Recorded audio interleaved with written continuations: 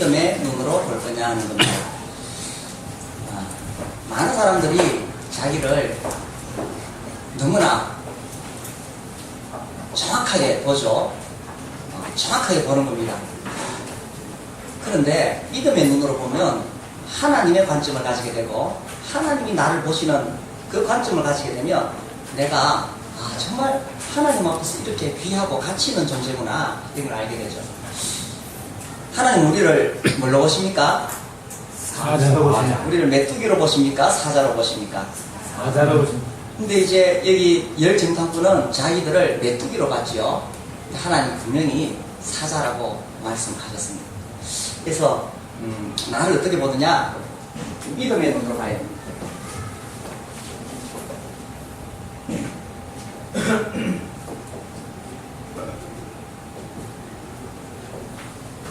예, 어제는 제가 믿음의 눈으로 자신을 보라 이런 말씀을 드렸습니다. 이제 나의 정체성, 하나님이 나에게 주신 것. 어떤 농부가 산에 올라갔다가 독수리 새끼를 한 마리 이렇게 주었어요. 새끼니까 그 새끼를 가지고 와서 집에서 키웠습니다. 닭하고 같이 키웠어요. 어느 날 이 닭들이 갑자기 혼비백산에서 마루 밑으로 막 숨었습니다. 그래서 이 독수리 새끼도 같이 놀던 닭들이 그 마루 밑으로 들어가니까 자기도 영문을 모르고 막 따라서 마루 밑으로 들어갔어요. 마루 밑에 들어가서 딱 보니까 저 멀리 하늘에 독수리가 한 마리 나타나는 거예요. 그때 닭들이 마루 밑에서 오돌오돌 떨고 있는 겁니다. 이 닭들하고 살다 보니까 자기가 닭이라고 착각했는 거죠. 그러다 어느 날 이 독수리가 자기의 정체성을 깨닫게 되면 창공을 향해서 날아오르겠지요. 하나님이 우리를 구원하셔서 하나님의 자녀로 삼았다는 것은 정말 말로 표현할 수 없을 만큼 놀라운 일입니다. 그러니 우리는 닭들처럼 땅에 있는 거 벌레 주워 먹고 사는 그런 닭들이 아니죠. 창공을 향해 날아오르는 독수리처럼. 그래서 우리가 예수님 믿고 구원받았으면 더 이상 이 세상에 썩어질 것, 더러운 거, 그런 거 주워 먹고 사는 인생이 아니라는 겁니다. 그래서 저 하늘을 향해서 비상하고 영원한 것을 향해서 나아가고 나의 정체성을 알 필요가 있다는 거예요. 사실 우리가 살아가면서 성도들 만나는 시간보다 세상 사람들 만나는 시간이 더 많잖아요. 그러다 보니까 세상 사람들의 영향을 받는 것이고 세상 사람들의 가치관에 나도 모르게 물들게 되는 거예요. 세상 사람들의 관심이 어디 있어요? 돈 생각합니까? 24시간 돈 생각합니다. 그래서 우리도 나도 모르게 24시간 돈 생각할 수 있습니다. 우리 그렇게 살라고 부르심받은 존재들이 아니라는 거죠. 우린 독수리예요. 그래서 하나님이 나를 보실 때 믿음의 눈으로 자신을 보라는 겁니다. 오늘 이제 두 번째 시간 제가 말씀드리고 싶은 것은 믿음의 눈으로 문제를 보라.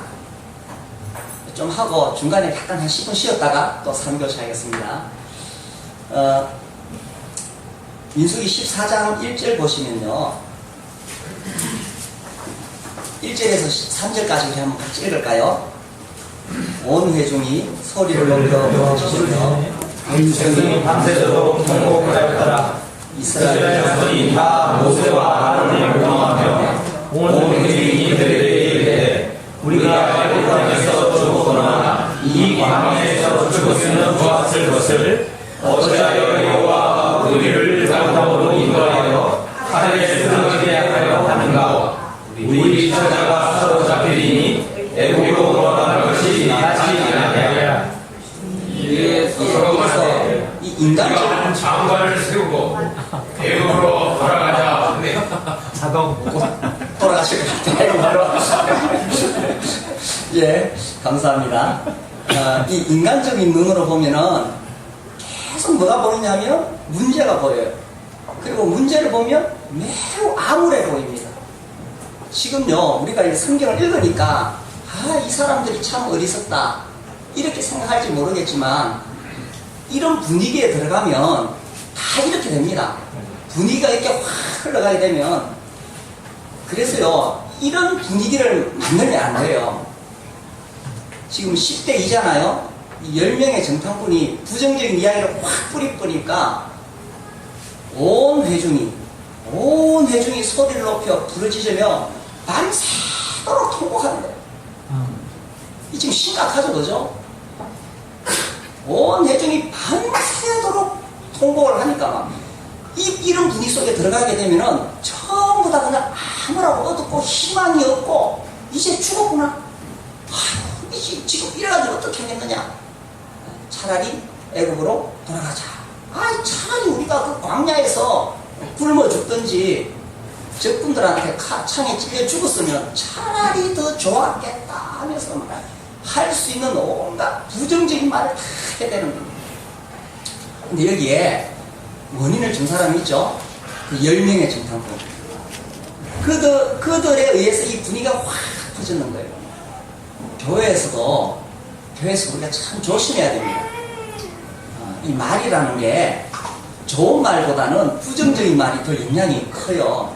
그래서 이 교회가 정말 이 교회 안에 우리가 긍정적인 말을 하고 덕을 세우고 그렇게 하면 교회가 이렇게 살아나는데 그거 해서 뭐합니까? 우리는 할 수 없습니다. 전 해보니까 안 됩니다. 이렇게 부정적인 말을 한 사람이 하고 또 누가 그것을 받아가지고 또 한 사람이 하기 시작하면 그냥 우리가 이 분위기가 쫙 깔아놓는 거예요. 그래서 뭐 교회에서 회의를 하든지 아니면 무슨 모여서 의논을 하든지 할 때에 정말 어떤 문제를 우리 교회 이 문제를 한번 고쳐보자 라고 할 때에 참 조심스럽게 정말 이 공동체를 사랑하는 마음으로 정말 조심스럽게 그 문제를 잘 진단해서 이야기를 해야 돼요. 항상 좋은 이야기만 할 수 없잖아요. 잘못된 것을 우리가 지적하고 고치긴 고쳐야 돼요. 근데 똑같은 말이라도 어떻게 하느냐에 따라 다르거든요. 그리고 대안 없이 문제만 지적하는 것은 아무 의미가 없어요.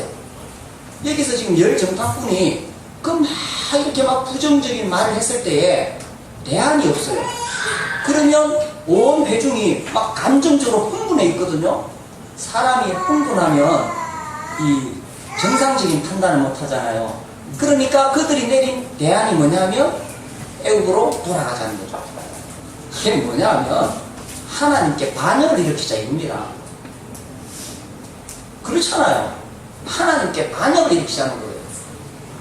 하나님이 그들을 나오라고 하셨고 그 광야에서 하나님께서 정말 이 만나를 통해서 먹이시고 날마다 구름기둥, 불기둥으로 인도하시고 여기까지 이 민수기 14장까지 오는 동안에 하나님께서 정말 그들을 애굽 땅에서 이끌어내셔서 가나안 땅에 지금 이끌어가고 계시는데 돌아가자 이것은 하나님을 대적하는 거예요.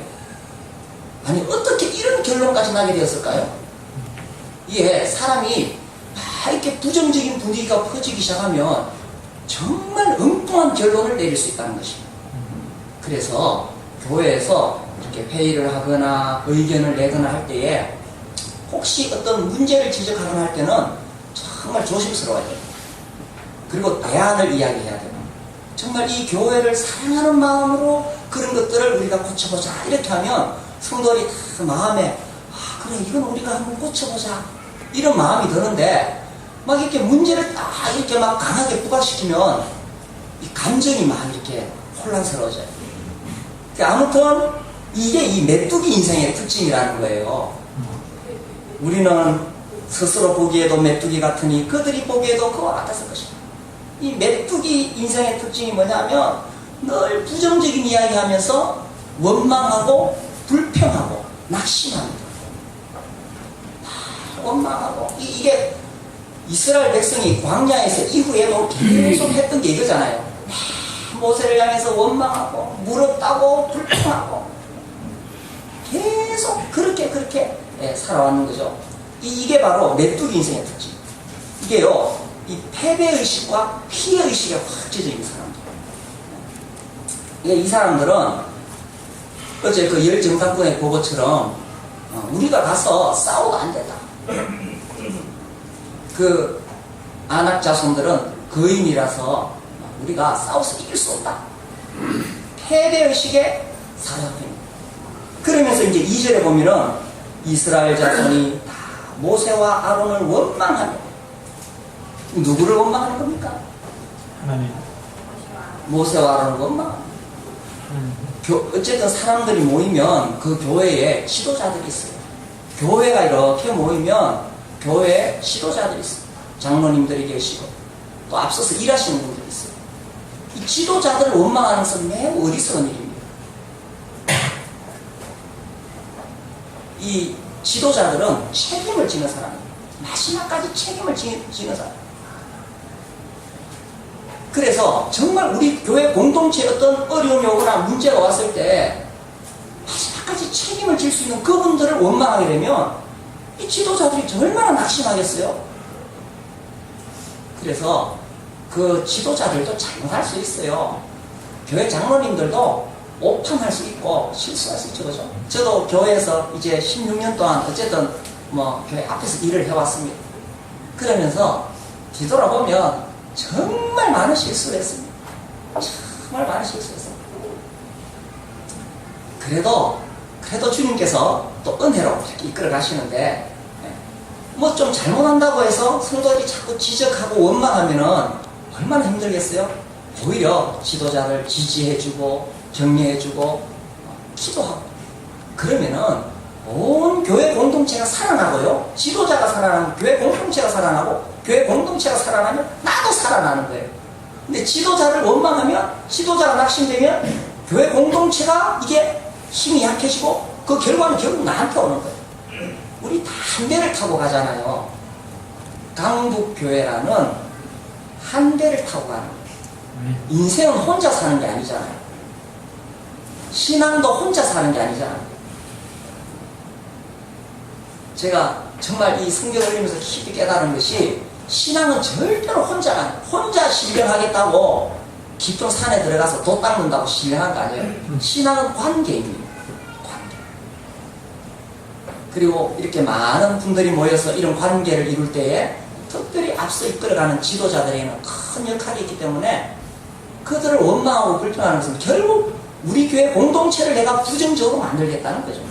이게 이제 메뚜기 인생이에요. 메뚜기 인생. 그래서 남들을 향해서 원망하고 또 이 피해의식. 우리는 안 돼. 저 사람들 때문에 우리가 이렇게 된 거야. 모세와 아론을 원망하며 당신들 때문에. 3절에 보세요. 어찌하여 여호와가 우리를 그 땅으로 인도하여 칼에 쓰러지게 하게 하는가. 이러면서 우리 처자가 사로잡히리니 애굽으로 돌아가는. 그러니까 하나님을 원망하고 계속 남을 원망하는 사람. 이게 메뚜기 인생. 이런 사람 절대로 이 성공적인 삶을 살 수가 없습니다. 우리가 예수님을 믿는다는 건 뭐냐 하면 하나님을 의지해서 자기 인생의 책임은 자기가 지는 거지 남을 원망하는 거 아니에요. 나는 뭐 남편을 잘못 만나서 내 인생이 이렇다고 그러고, 어떤 사람들은 아내가 내조를 안 해가지고 내 인생이 요 모양이라고 하고, 부모님이 나한테 재산을 물려주고 공부를 많이 시켜줬으면 그럴 거 아니에요. 인생은 다 하나님 앞에서 각자가 자기가 책임을 지면서 살아가는 거죠. 그래서 이 부정적인 사람들은 계속 불평하고 원망하고 문제가 오면은 그 문제 앞에서 좌절하고, 이런 사람은 결국 실패한 인생을 살 수밖에 없다는 것입니다. 그리고 이렇게 인간적인 눈으로 자꾸 부정적인 것을 말하고 부정적인 것을 생각하면 인생이 자꾸 그렇게 흘러가요. 그렇게 흘러가요. 이 잠언 말씀을 한번 보겠습니다. 잠언 10장 보시면요,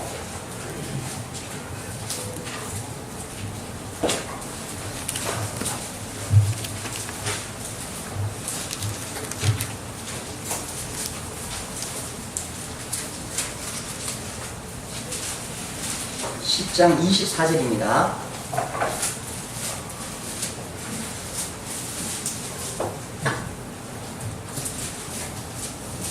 네, 24절 한번 읽어보겠습니다. 악인에게는 그의 두려워하는 것이 많으나 의인은 그 원하는 것이 이루어집니다. 악인에게는 그의 두려워하는 것이 많습니다. 이 이스라엘 백성들은 그의 두려워하는 것이 결국 이루어지잖아요. 임하잖아요. 아유, 우리는 안 되겠다. 우리는 안 되겠다. 저 땅에 못 들어가겠다. 이렇게 하니까 그런 생각을 계속 하니까 실제로 그렇게 되는 거예요. 인생에 대해서도 우리가 내 인생에 대해서 아름다운 미래를 꿈꾸고 우리 교회에 대해서도 희망을 가지고 비전을 가지면 그런 방향으로 나아가게 되어 있어요. 그런데 뭔가 안 될 거야. 인생을 그렇게 생각하고 교회에 대해서도 그렇게 생각하면 그렇게 내가 두려워하는 것들이 실제로 나에게 임하게 된다는 거예요. 그래서 우리가 믿음의 눈을 가져야 됩니다. 믿음. 좀 더 이렇게 인간적인 표현을 하자면 긍정의 눈을 가져야 됩니다. 오래전에 그 긍정의 힘이라는 책이 우리나라에 막 나왔죠, 그죠? 사실 뭐 그 책은 신앙 서적은 제가 봤을 때 아니에요. 근데 신앙 교양 서적 정도는 되겠어요.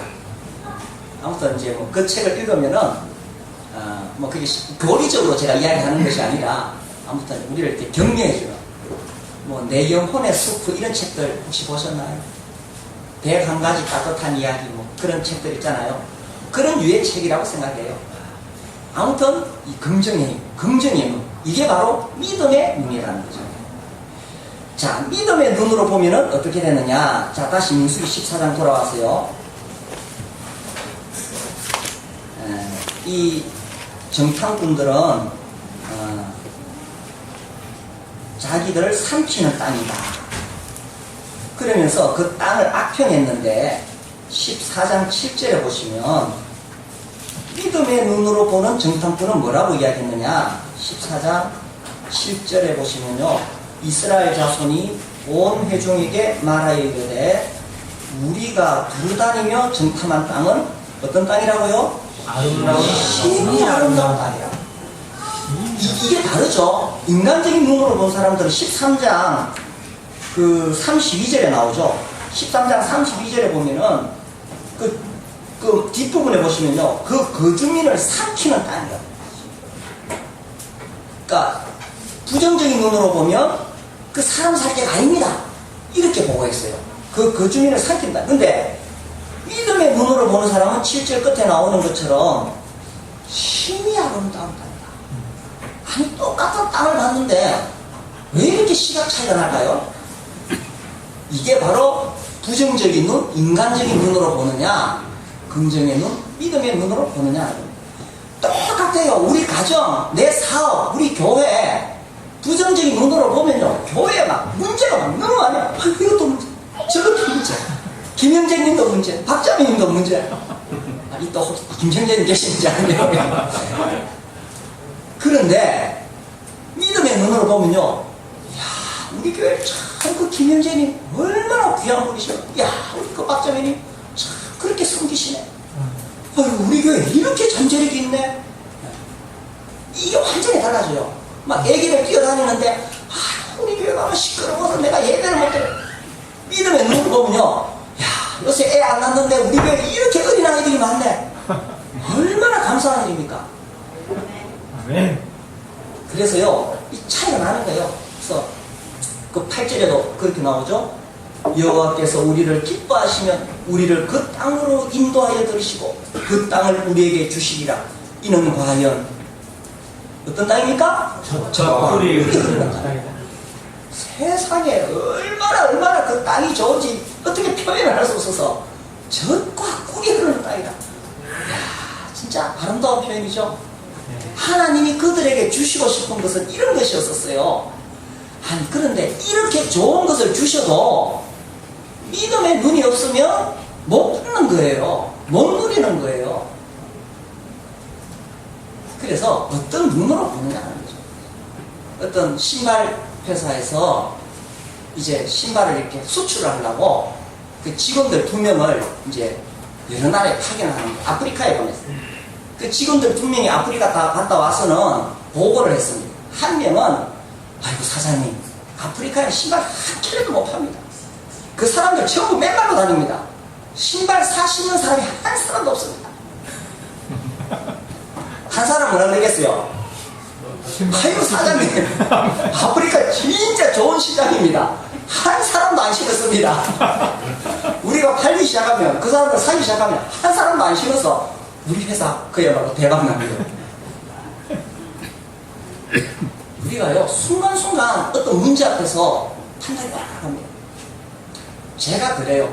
저도 탁 문제가 오면 탁 낙심이 되고, 또 막, 이건 누구 때문에 그렇지? 원망하는 마음이 들고, 아이고, 그 사람이 왜 이렇게 처했어?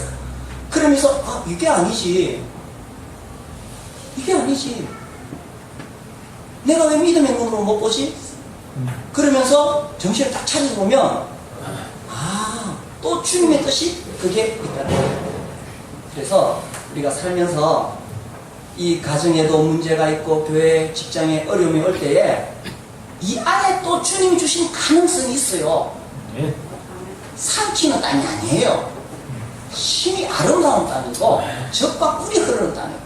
그걸 볼 수 있는 눈이 필요하다는 것입니다. 어떻게 그걸 볼 수 있느냐? 만약에 우리가 예수님을 안 믿는 사람이고 하나님의 자녀가 아니라면 정말 희망이 없어요. 근데 하나님이 우리한테 자꾸 문제만 내주고 삼키는 땅에 들어가라 그러고 그 전쟁에서 싸워가지고 다 칼에 맞아 죽으라고 가나안 땅에 이끌어내시 그래 하시겠어요? 하나님 우리를 예수님 피로 구원하셔서 이 땅에 사는 동안에 막 문제에 시달리다가 그래도 구원받았으니 죽으면 천국 가라. 이 정도 인생을 살라고 하나님 우리 구원하셨겠어요?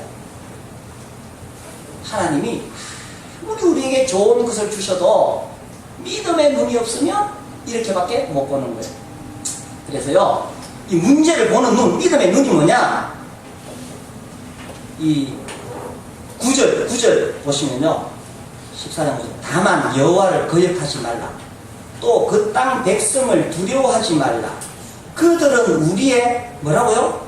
먹이라. 밥이라. 이 개정판에는 먹이라고 되어 있고 옛날 번역에는 밥이라. 저는 이 밥이다 이게 더 좋아요. 밥이라. 그들은 우리의 밥이라. 밥 보고 두려워서 도망가는 사람 있나요? 밥은 왜 있어요? 먹으라고. 먹으라고. 먹으면 어떻게 돼요? 피가 되고 살이 돼서 힘이 나는 게 밥이잖아요. 이게 믿음의 눈이라는 겁니다. 왜 그들이 그 장대한 아낙 자손을 맞서 싸워야 됩니까?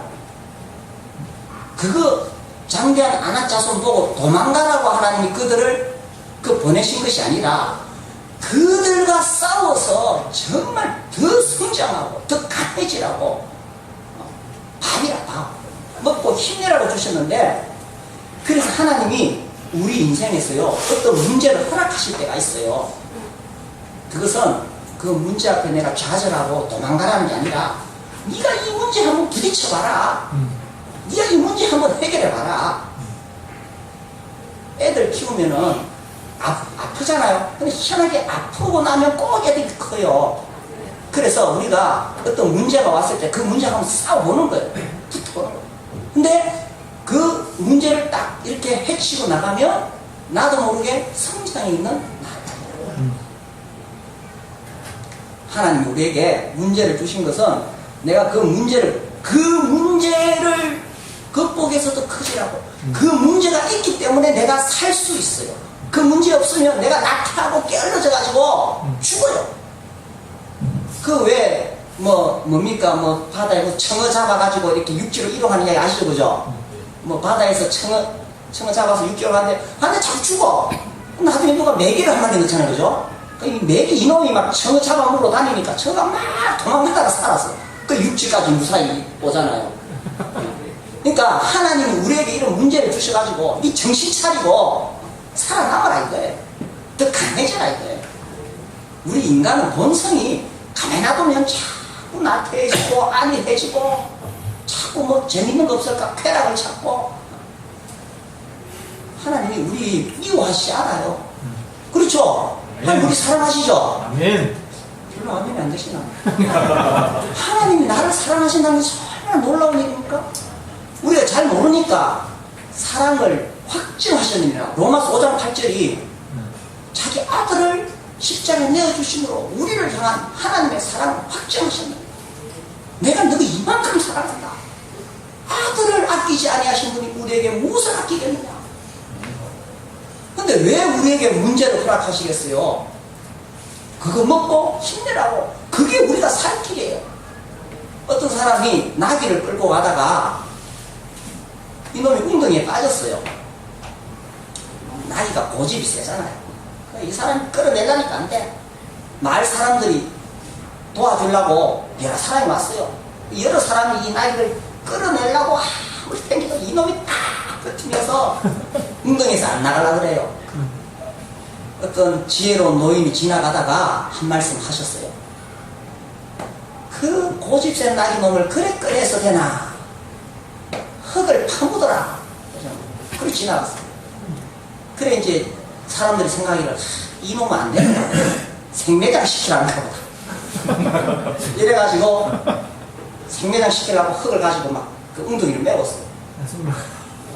나귀가 어떻게 하겠어요? 쥐를 파묻으려고 하는 흙을 다 털고 딱 흙 위에 올라서는 거예요. 또 흙 계속 갖다 보니까 그 흙을 다 털어내고 흙을 밟고 올라서는 거예요. 자기를 파묻으려고 하는 그 흙을 밟고 일서니까 웅덩이에서 나오는 거죠. 하나님이 우리에게 문제 주신 것은 그게 파묻혀 죽으라는 게 아니라 그걸 밟고 일어서라는 거예요. 우리 살리려고 주시는 거예요. 지금 생각해 보세요. 지금 우리 집에 문제 있죠? 말 못할 문제 있어요. 우리 직장에도 지금 문제 있어요. 교회에도 어떤 어려움이 있을 수 있어요. 그거 가지고 낙심할 이유 없어요. 그거 가지고 내가 정신 차리고 그 문제 통해서 내가 더 성숙하라. 제가 이 교회 이제 우리 교회 16년 되면서 뭐 이런저런 어려운 일도 많았어요. 그런데 이제 조금씩 제가 이렇게 배짱이 생기더라고요. 아이고, 주님의 교회인데 뭐 망하겠네. 근데 제 마음에 진짜 한 번씩 근심이 되는 게 있어요. 그게요, 우리 애들을 키워보니까 큰아이는 참 이렇게 조용히 잘 크는데 이 둘째 아이가 사춘기를 심하게 했어요. 뭐 그렇다고 해서 뭐 문제를 일으키거나 그렇진 않았어요. 뭐 그래 무사히 다 사춘기 지나고 지금 이제 대학까지 들어갔는데, 근데 그 아이가 한 번씩 문제를 일으킬 때마다 뭐 그렇다고 큰 문제를 일으키는 거 아니에요. 그래도 이제 바라는 게 있잖아요. 부모의 기대치, 교회에서 모범생, 뭐 그리고 뭐 이래 했지만 학교에서도 모범생, 우리가 바라는 기준이 있잖아요. 근데 우리 아들이 그래 안 했어요. 그러니까 다른 거는 제가 다 이겨내겠는데 이게 아들 앞에서 약해지더라고요. 이거 막 제가 어떻게 될까 막 정말 근심이 되더라고요. 이거 어쩔 수 없는 것 같아요. 부모 마음 같아요.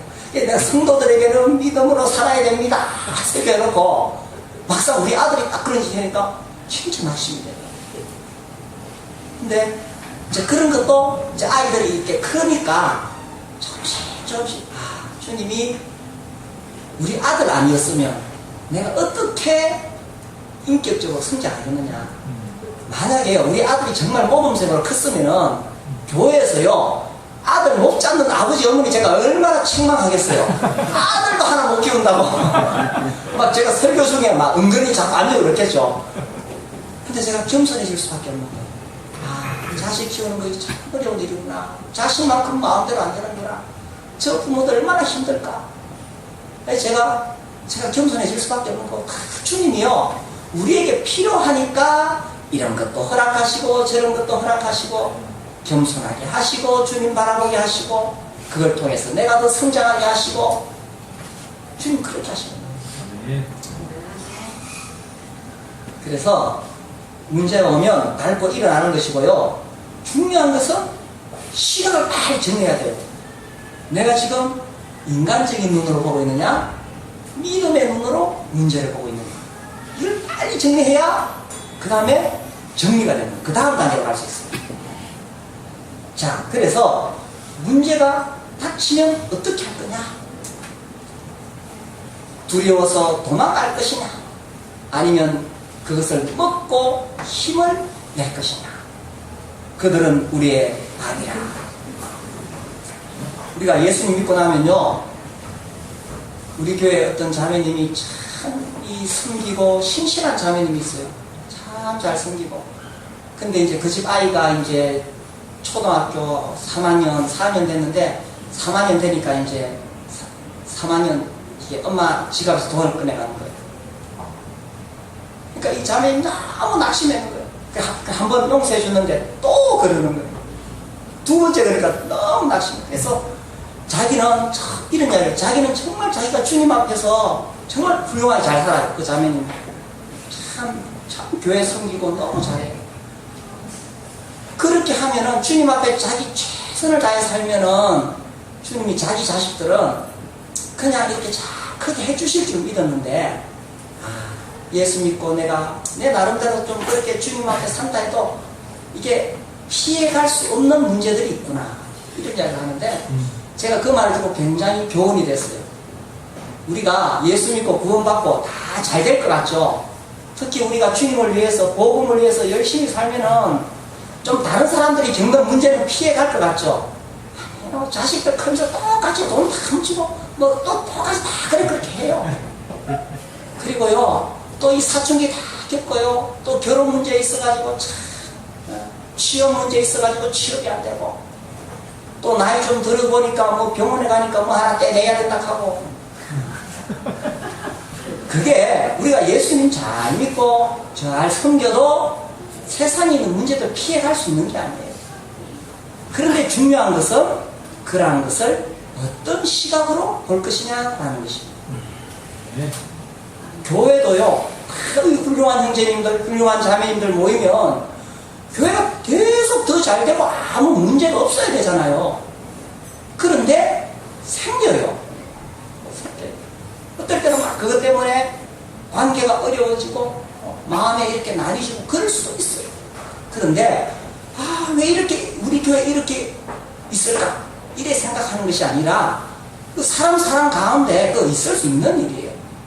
중요한 것은 그것을 인간적인 눈으로 보고 부정적으로 판단하고 비난하고 누가 이랬느냐 책임 소재 묻고, 그게 아니라 믿음의 눈으로 보고, 주님이 우리에게 이것을 허락하신 것은 이 문제를 통해서 우리 교회가 더 성숙해지도록, 더 강해지도록 하나님께서 우리에게 이것을 허락하시구나. 그래서 성도들이 정신 차리고 하나둘 기도하기 시작하면, 그 문제 때문에 기도하기 시작했더니 교회가 더 영적으로 성장하고 새로워지는 거예요. 가만히 아무 문제 없는데 누가 기도해요?